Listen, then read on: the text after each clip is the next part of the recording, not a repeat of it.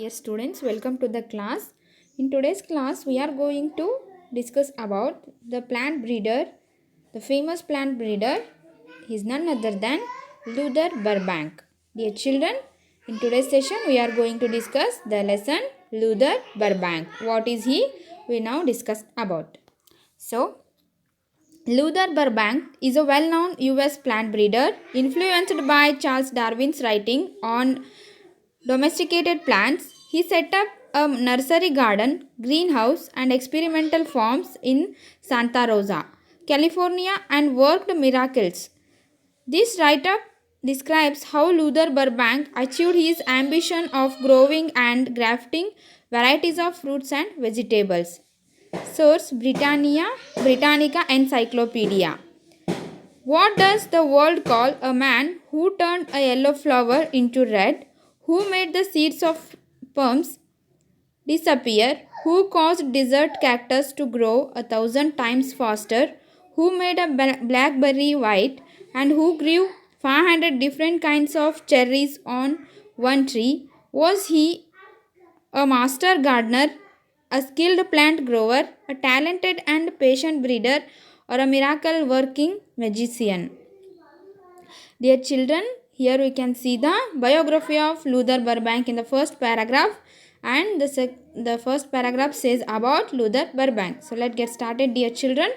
Luther Burbank is a well-known US plant breeder. Luther Burbank ಅನ್ನುವಂಥವರು ಒಬ್ಬರು ಎಲ್ಲಿಯವರು ಅಂತಂದರೆ ಇವರು U S plant breeder ಆಗಿದ್ದರು. ಸಸ್ಯಗಳನ್ನು ನೆಡುವಂಥವರಿಗೆ ಪ್ಲ್ಯಾಂಟ್ ಬ್ರೀಡರ್, ಸಸ್ಯಗಳನ್ನು ಬೆಳೆಸುವಂಥವರಿಗೆ ಪ್ಲ್ಯಾಂಟ್ ಬ್ರೀಡರ್ ಅಂತೇಳಿ ಕರೀತಾರೆ. So influenced by Charles Darwin's writing on domesticated plants ಅನ್ನುವಂಥ ಚಾರ್ಲ್ಸ್ ಡಾರ್ವಿನರ ಒಂದು ಬರವಣಿಗೆಯಿಂದ ಪ್ರಭಾವಿತರಾಗಿ ಇವರು ಸಸ್ಯಗಳನ್ನು ನೆಡಲು ಪ್ರಾರಂಭಿಸಿದರು. ಈ setup nursery garden, green house and experimental farms in Santa Rosa ಅನ್ನುವಂಥ ನಗರದಲ್ಲಿ ಇವರು ಈ ಎಲ್ಲವನ್ನು ಸ್ಥಾಪನೆ ಮಾಡ್ತಾರೆ. ಏನೇನು ಸ್ಥಾಪನೆ ಮಾಡ್ತಾರೆ ಅಂತಂದ್ರೆ nursery garden, green house and experimental farms. California and worked miracles. ಆ ಕ್ಯಾಲಿಫೋರ್ನಿಯಾದಲ್ಲಿ ಹಲವಾರು ರೀತಿಯ ಪವಾಡದ ಒಂದು ಕೆಲಸಗಳನ್ನು ಮಾಡ್ತಾರೆ. This writeup describes how Luther Burbank achieved his ambition of growing and grafting varieties of fruits and vegetables. ಈ ಒಂದು ಬರವಣಿಗೆಯು ಇವರು ಬೆಳೆದಂಥ ವಿವಿಧ ರೀತಿಯ ತರಕಾರಿಗಳು ಹಾಗೂ ಹಣ್ಣುಗಳ ಕುರಿತಾಗಿ ಯಾವುದಕ್ಕೆ ಮಿಕ್ಸ್ ಮಾಡಿ ಏನೇನ ತಳಿ ಮಾಡಿ ಏನನ್ನ ಹೊಸದನ್ನು ಸಂಶೋಧನೆ ಮಾಡಿದರು ಅನ್ನುವಂಥದ್ದನ್ನು ಈ ಒಂದು ಬರವಣಿಗೆ ತಿಳಿಸುತ್ತೆ. So let's get start from first paragraph. What does the world call a man who turned a yellow flower into red, who made the seeds of plums disappear, who caused desert cactus to grow 1,000 times faster, then who made a blackberry white, and who grew 500 different kinds of cherries on one tree? Was he a master gardener, a skilled plant grower, a talented and patient breeder, or a miracle working magician? ಈ ಒಂದು first paragraph ಒಳಗೆ ಏನು ಹೇಳ್ತಾರೆ ಅಂತಂದ್ರೆ, ನಾವು ಜಗತ್ತು ಅಥವಾ ನಾವು ಬರ್ಬ್ಯಾಂಕರನ್ನು ಏನೆಂದು ಕರೀತೇವೆ ಎಂಬುದು ನಮ್ಗೆ ಗೊತ್ತಿಲ್ಲ. ಅವ್ರು ಏನೇನೇನು ಮಾಡಿದರು ಅಂತಂದ್ರೆ, ಹಳದಿ ಹೂವನ್ನು ಕೆಂಪು ಹೂವಾಗಿ ಪರಿವರ್ತಿಸಿದರು. ಅದೇ ರೀತಿ ಮರಳು ಭೂಮಿಯನ್ನು ಫಲವತ್ತಾದ ಭೂಮಿಯನ್ನಾಗಿ ಮಾಡಿದರು. ಕರಿ ಬ್ಲ್ಯಾಕ್ ಬೆರ್ರಿಯನ್ನು, ಹಣ್ಣನ್ನು ಬಿಳಿಯದನ್ನಾಗಿ ಮಾಡಿದರು. ಮತ್ತೇನು ಮಾಡಿದರು, ಒಂದೇ ಗಿಡದಲ್ಲಿ 500 ಚೆರ್ರಿ ಹಣ್ಣುಗಳನ್ನು ಬೆಳೆಸಿದರು. ಅವರನ್ನು ನುರಿತ ತೋಟಗಾರ ಅಂತಂದ್ರೆ was he a master Gardner ಅಂತಂದ್ರೆ ನುರಿತ ತೋಟಗಾರ, ಅ ಸ್ಕಿಲ್ಡ್ ಪ್ಲ್ಯಾಂಟ್ ಗ್ರೋವರ್ ಅಥವಾ ಕೌಶಲ್ಯದಿಂದ ಕೂಡಿದಂಥ ಸಸ್ಯ ಬೆಳೆಯುವ ಬುದ್ಧಿವಂತ ವ್ಯಕ್ತಿ, ಟ್ಯಾಲೆಂಟೆಡ್ ಆ್ಯಂಡ್ ಪೇಷಂಟ್ ಬ್ರೀಡರ್ ಮತ್ತೇನು ಬುದ್ಧಿವಂತ ಮತ್ತು ಸಹನೆಯುಳ್ಳ ವ್ಯಕ್ತಿ ಅಂಥೇಳಿ ಕರಿಬಹುದಾ. ಹಾಗೆ ಅವ್ರ ಮಿರಾಕಲ್ ವರ್ಕಿಂಗ್ ಮ್ಯಾಜಿಷಿಯನ್ ಮತ್ತು ಪವಾಡಗಳನ್ನು ಮಾಡುವ ಜಾದೂಗಾರ ಅಂಥೇಳಿ ಅವರಿಗೆ ಕರಿಬಹುದಾ. ಈ ಒಂದು ಹೆಸರುಗಳಲ್ಲಿ ಅವ್ರಿಗೆ ಯಾವ ಹೆಸರನ್ನು ಕೊಡಬಹುದು ಅನ್ನುವಂಥದ್ದನ್ನು ಇಲ್ಲಿ ಆಥರ್ ಕೇಳ್ತಾರೆ. So dear children, let get start from second paragraph. The man responsible for controlling nature in these and countless other ways has been awarded many titles, but essentially he was a simple, hard-working scientist named Luther Burbank. ಈ ಎಲ್ಲ ಅಸಂಖ್ಯಾತ ಚಟುವಟಿಕೆಗಳನ್ನು ನಿಯಂತ್ರಿಸಿದವರು ಯಾರು ಅಂತಂದ್ರೆ Luther Burbank ಅವರಾಗಿದ್ದರು. ಅವರ ಸರಳ ಮತ್ತು ಶ್ರಮದಿಂದ ದುಡಿಯುವ ವಿಜ್ಞಾನಿಗಳಾಗಿದ್ದರು. ಅದಕ್ಕೆ ಅವರಿಗೆ ನಾವೇನಂತ ಕರಿಬೇಕು ಅಂತಂದ್ರೆ ಲೂಥರ್ ಬರ್ಬ್ಯಾಂಕ್. ಇವರ ಹೆಸರು ಏನಾಗಿತ್ತು ಅಂತಂದ್ರೆ ಲೂಥರ್ ಬರ್ಬ್ಯಾಂಕ್. ಮತ್ತು ಇವರು ಅನೇಕ ಪ್ರಶಸ್ತಿಗಳನ್ನು ಗಳಿಸಿದ್ರು ಇವರ ಒಂದು ಅದ್ಭುತ ಕೆಲಸಗಳಿಗಾಗಿ. Though Luther Burbank is no more, the products of his genius continue to play a part in the day-to-day lives of people throughout the world. His influence prevails in the scientific community among those who work in the fields of agriculture, horticulture, forestry, and livestock. His most important contributions, however, is a lovely flower that never existed before him. Also, he developed a fruit or vegetable, the taste of which was improved with his experiment. ಅವರು ಇಂದು ನಮ್ಮೊಂದಿಗಿಲ್ಲ. ಯಾರು? Luther Burbank is no more with us. ಅವರು ನಮ್ಮೊಂದಿಗೆ ಇಲ್ಲ. ಆದರೆ ಅವರು ಮಾಡಿದ ಮಹತ್ವದ ಕಾರ್ಯಗಳು ಜಗತ್ತಿನ ಜನರಿಗೆ ಎಲ್ಲರಿಗೂ ಉಪಯುಕ್ತವಾಗಿವೆ. ಆದರೆ ಅವರು ಮಾಡಿದಂತಹ ಕೆಲಸಗಳಿಂದ ನಾವು ಇವತ್ತಿಗೂ ಅವರನ್ನು ಏನು ಮಾಡ್ತೀವಿ? ನೆನೆಸ್ಕೊತೀವಿ. ಅವರ ಪ್ರಭಾವ ವಿಜ್ಞಾನ ರಂಗದಲ್ಲಿ ಕೃಷಿ, ತೋಟಗಾರಿಕೆ, ಅರಣ್ಯ, ಪಶುಸಂಗೋಪನೆ ಮುಂತಾದ ಕ್ಷೇತ್ರಗಳಲ್ಲಿ ಕೆಲಸ ಮಾಡುವ ಅನೇಕ ವಿಜ್ಞಾನಿಗಳ ಮೇಲೆ ಏನಾಗೈತಿ? ಪ್ರಭಾವವನ್ನು ಬೀರೈತಿ ಅಂತೇಳಿ ಇಲ್ಲಿ ಹೇಳ್ತಾರೆ. ಎಲ್ಲೆಲ್ಲಿ his influence prevails in the science community, ವಿಜ್ಞಾನದ ಒಂದು ಸಮುದಾಯ, among those who work in the fields of agriculture, horticulture, forest and livestock. ಈ ಎಲ್ಲ ಕ್ಷೇತ್ರಗಳಲ್ಲಿ ಕೆಲಸ ಮಾಡುವಂಥ ವಿಜ್ಞಾನಿಗಳ ಮೇಲೆ ಇವರ ಒಂದು ಪ್ರಭಾವ ಬೀರೇದ ಅಂಥೇಳಿ ಹೇಳ್ಬೋದು. Then his most important contribution, however, is the lovely flower that never existed before him. Also, he developed a fruit or vegetable, the taste of which was improved with his experiment.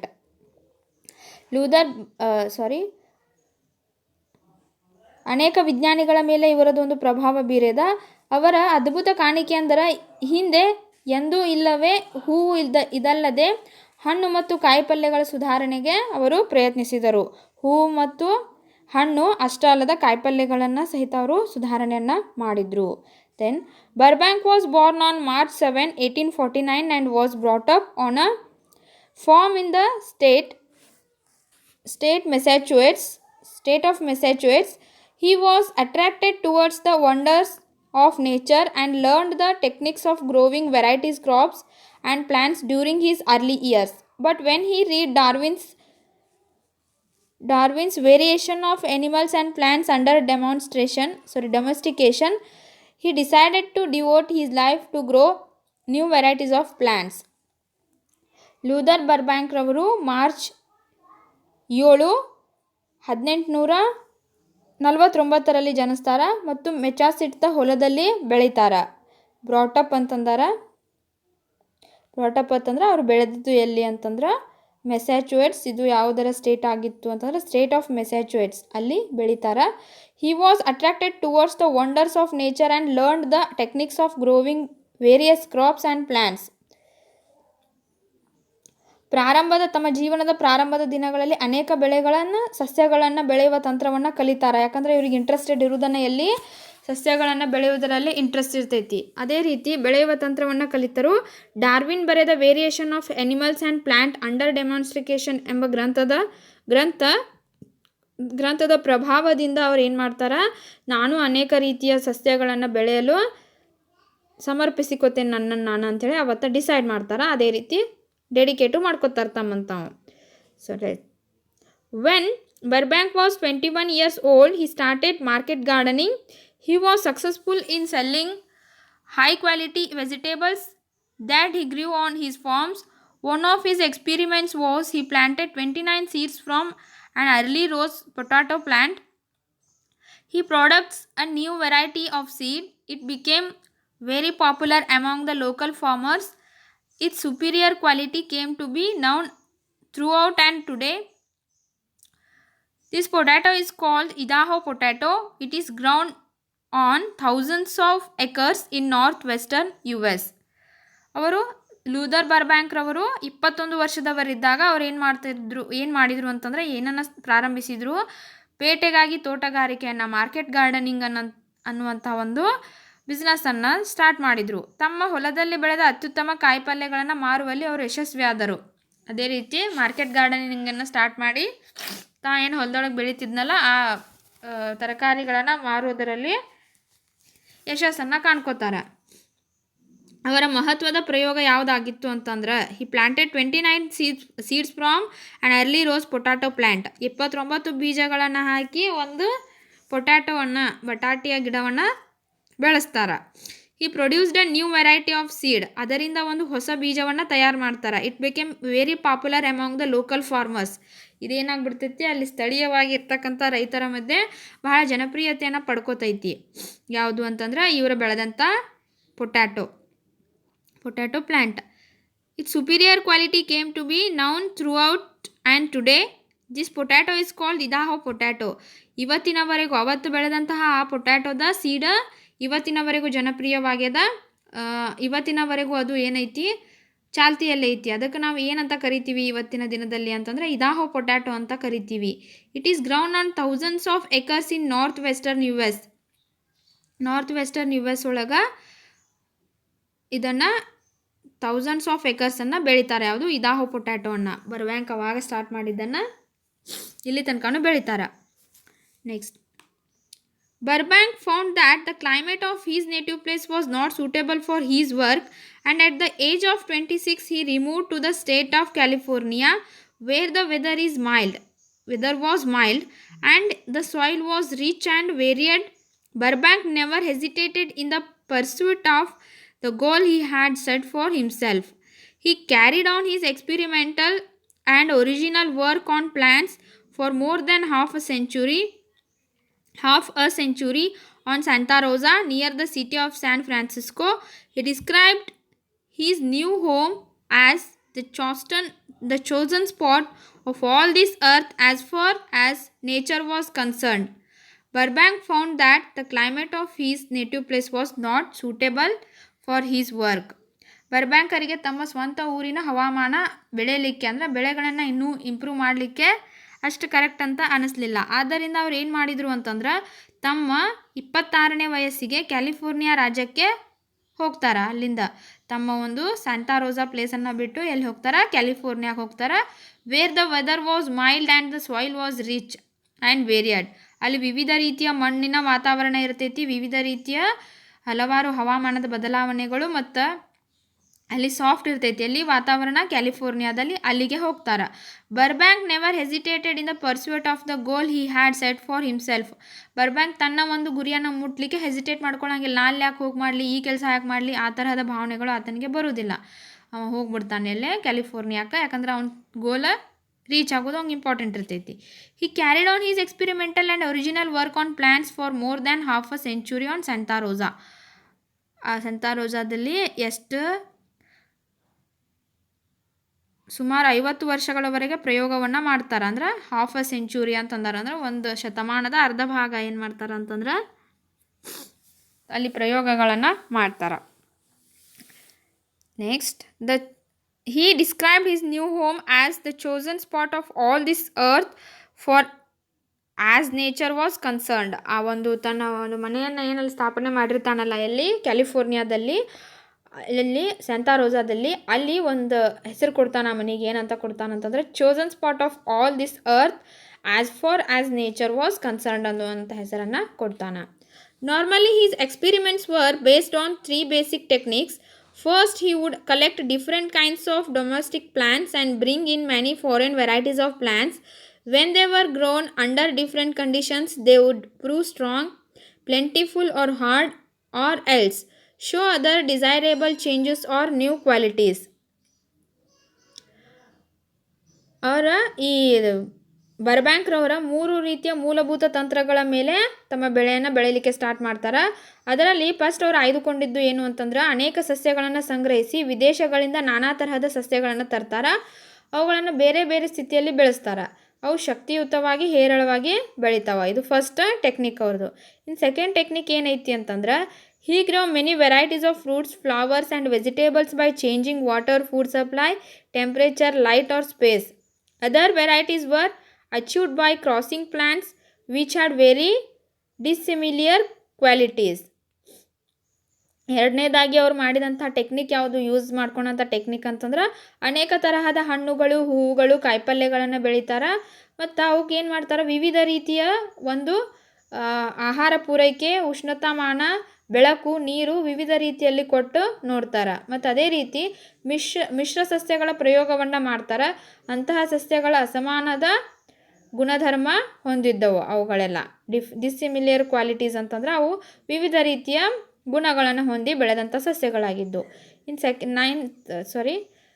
Third ಒಂದು technique ಏನಾಗಿತ್ತು ಅಂತಂದ್ರೆ, after the production of many varieties Burbank came to the final step, that was he could recognize and select the plants which showed desirable changes. He could also choose them for further experiments. ಮೂರನೇದಾಗಿ ಏನು ಮಾಡ್ತಾರೆ ಅಂತಂದ್ರೆ, ಅನೇಕ ತರಹದ ಸಸ್ಯಗಳ ಉತ್ಪಾದನೆಯ ನಂತರ Burbank ಕೊನೆಯ ಹಂತಕ್ಕೆ ಬಂದು ಆಶಾದಾಯಕ ಬದಲಾವಣೆಯನ್ನು ಹೊಂದುವ ಮೂಲಕ ಸಸ್ಯಗಳನ್ನು ಗುರುತಿಸ್ತಾರೆ. ಆ ಆಯ್ದ ಸಸ್ಯಗಳನ್ನು ಏನು ಮಾಡ್ತಾರೆ, ತಮ್ಮ ಮುಂದಿನ ಪ್ರಯೋಗಕ್ಕೆ ಯೂಸ್ ಮಾಡ್ಕೋತಾರೆ ಅವು ಸಸ್ಯಗಳನ್ನು. His unending patience was tested all the time. At the end of his successful attempt to produce a white blackberry, he called it Paradox. He set fire to all the rejected seedlings. That pile was 12 feet high, 14 feet wide, then 22 feet long, and had contained 65,000 2 to 3-year-old berry bushes. How many had he decided to keep for further study? Just less than 2 dozen. Throughout his efforts to force nature to obey his order, Luther Burbank found out ways to increase the efficiency of experimentation. An acre on his farm yielded several thousand different varieties of fruits. This wonderful achievement was made possible by grafting many twigs on a single tree. In this manner, he was able to grow, for example, 526 different types of apples on the same tree. It was possible for him not only to save space but also to speed up his experiments. Instead of waiting for 15 years for a tree to give fruits, he would graft a twig from a young plant to a fruit bearing tree and get fruits in just 2 or 3 years. Next, ಅವರ ಸಹನೆ ಅದ್ಭುತವಾಗಿತ್ತು. ಯಾರ ಸಹನೆ ಅಂತಂದ್ರೆ Luther Burbank ಅವರ ಸಹನೆ ಬಹಳ ಅದ್ಭುತವಾಗಿತ್ತು. ಅವ್ರು ಏನು ಮಾಡಿದರು ಅಂತಂದ್ರೆ, ಬಿಳಿಯ ಬ್ಲ್ಯಾಕ್ಬೆರಿಯನ್ನು ತಯಾರಿಸಿದ ನಂತರ ಅದಕ್ಕೊಂದು ಅವ್ರು ಹೆಸರು ಕೊಡ್ತಾರೆ. ಅದಕ್ಕೆ ಏನು ಹೆಸರು ಕೊಡ್ತಾರೆ ಅಂತಂದ್ರೆ ಪ್ಯಾರಾಡಾಕ್ಸ್ ಅನ್ನುವಂಥ ಹೆಸರನ್ನು ಕೊಡ್ತಾರೆ. ತಮಗೆ ಬೇಕಾಗದೇ ಇದ್ದ ಎಲ್ಲ ಚಿಕ್ಕ ಚಿಕ್ಕ ಸಸಿಗಳನ್ನು ಏನು ಮಾಡ್ತಾರೆ, ರಾಶಿ ಹಾಕಿ ಆ ರಾಶಿ ಏನೇನನ್ನ ಅಳತಿ ಹೊಂದಿತ್ತು ಅಂತಂದ್ರೆ this 12 feet high, 14 feet wide, 22 feet long, and had contained 65,000 2 to 3-year-old berry bushes. ಆ ಒಂದು ರಾಶಿ ಇಷ್ಟೆಲ್ಲವನ್ನು ಒಳಗೊಂಡಿತ್ತು. ಮೆಜರ್ಮೆಂಟನ್ನು 12 ಅಡಿ ಎತ್ತರ, ದೆನ್ 14 ಅಡಿ ಉದ್ದವಾಗಿತ್ತು. ಅದೇ ರೀತಿ ಅದರಲ್ಲಿ 65,000 ಸಸಿಗಳು ಇದ್ದವು. ಅವನ್ನೆಲ್ಲ ಸುಟ್ಟು ಅವರು ತಮ್ಮ ಮುಂದಿನ ಪ್ರಯೋಗಕ್ಕಾಗಿ ಕೇವಲ 2 ಡಜನ್ಗಳಿಗಿಂತ ಕಡಿಮೆ ಸಸಿಗಳನ್ನು ಇರಿಸಿಕೊಂಡ್ರು. ಎಷ್ಟು ಬೇಕೋ ಅಷ್ಟೇ ಇರಿಸ್ಕೊಂಡು ಉಳಿದದ್ದನ್ನೆಲ್ಲವನ್ನು ಸುಟ್ಟುಬಿಟ್ರು. ವೇಸ್ಟ್ ಏನದಾವಲ್ಲ ಅವೆಲ್ಲ. ಅವರು ತಮ್ಮ ಮುಂದಿನ ಪ್ರಯೋಗಗಳಲ್ಲಿ ಪ್ರಾವೀಣ್ಯತೆಯನ್ನು ಪಡೆದುಕೊಂಡರು. ಇದರಿಂದ ಅವ್ರು ಏನು ಮಾಡಿದರು, ತನ್ನ ಮುಂದಿನ ಪ್ರಯೋಗಕ್ಕೆ ಎಕ್ಸ್ಪರ್ಟ್ ಆದ. ಯಾರು? Luther Burbank. ಅವುಗಳನ್ನೆಲ್ಲ ಸುಟ್ಟು ಹಾಕಿ ತನಗೆ ಎಷ್ಟು ಬೇಕೋ ಅಷ್ಟು ಸಸಿಗಳನ್ನು ಮಾತ್ರ ಇಟ್ಕೊಂಡು ಮುಂದಿನ ಒಂದು ಪ್ರಯೋಗಕ್ಕೆ ಏನಾದ ಅಂತಂದರೆ ಪರಿಣಿತನಾದ. ಅದೇ ರೀತಿ ತಮ್ಮ ಹೊಲದಲ್ಲಿ ಬೇರೆ ಬೇರೆ ತರಹದ ಹಣ್ಣುಗಳನ್ನು ಬೆಳೆಯ ಹಚ್ಚಿದರು. ಉದಾಹರಣೆಗೆ ಒಂದೇ ಗಿಡದಲ್ಲಿ 526 ವಿವಿಧ ಸೇಬು ಹಣ್ಣುಗಳನ್ನು ಬೆಳೆದರು. 526 varieties of types of apples on the same tree. ಒಂದೇ ಒಂದು ಗಿಡದಲ್ಲಿ ಎಷ್ಟು 526 ವಿಧದ ಸೇಬುಗಳನ್ನು ಬೆಳೆದರು. ಗಿಡದಿಂದ ಹಣ್ಣು ಪಡೆಯಬೇಕಾದರೆ 15 ವರ್ಷ ಬೇಕಾಗುತ್ತಿತ್ತು. It was possible for him not only to save space but also to speed up his experiments. ಬರೀ ಕೇವಲ ಸ್ಥಳವನ್ನು ಸೇವ್ ಮಾಡ್ಕೊಳ್ಳೋದಕ್ಕಲ್ಲ, ತನ್ನ ಒಂದು ಎಕ್ಸ್ಪಿರಿಮೆಂಟನ್ನು ಹೆಚ್ಚು ಮಾಡ್ಕೊಳ್ಳೋದಕ್ಕೂ ಆತ ಇದನ್ನು ಪ್ಲ್ಯಾನನ್ನು ಓಡಿಸ್ತಾನೆ. Instead of waiting for 15 years for a tree to give fruits, 15 ವರ್ಷಗಳ ನಂತರ ಆ ಮರದಿಂದ ಹಣ್ಣುಗಳನ್ನು ಪಡಿತಾನೆ. He would graft a twig from a young plant to a fruit. ಒಂದು ಸಣ್ಣ ಕಾಂಡವನ್ನು ತೆಗೆದುಕೊಂಡು ಅದಕ್ಕೆ ಟ್ವಿಗ್ ಮಾಡಿ ಅಂತಂದ್ರೆ ಕಸಿ ಮಾಡೋದು ಅಂತಾರಲ್ಲ ಆ ಥರ ಕಸಿ ಮಾಡಿ ವಿವಿಧ ರೀತಿಯ ಹಣ್ಣುಗಳನ್ನು ತನ್ನ ಹೊಲದಲ್ಲಿನ ಪಡ್ಯಾಕೆ ಸ್ಟಾರ್ಟ್ ಮಾಡಿದ. Next, Burbank carried out more than 10,000 separate experiments with 600 different kinds of plants.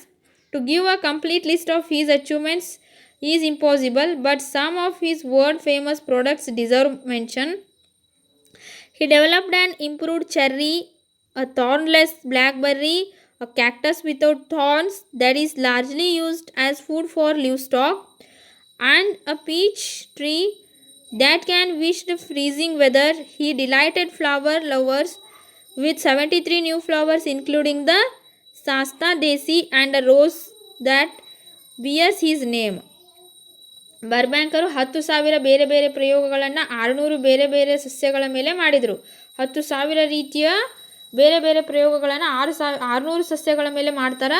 ಅವರು ಸುಧಾರಿತ ಚೆರ್ರಿ ಹಣ್ಣಿನ ತಳಿಯನ್ನು ತಯಾರಿಸ್ತಾರೆ. ಮತ್ತೇನು ಮಾಡ್ತಾರೆ ಅಂತಂದ್ರೆ ಮುಳ್ಳಿಲ್ಲದ ಬ್ಲ್ಯಾಕ್ಬೆರ್ರಿ, ಥೋರ್ನ್ ಅಂತಂದ್ರೆ ಮುಳ್ಳು, ಆ ಮುಳ್ಳಿಲ್ಲದ ಬ್ಲ್ಯಾಕ್ಬೆರ್ರಿಯನ್ನು ತಯಾರು ಮಾಡ್ತಾರೆ.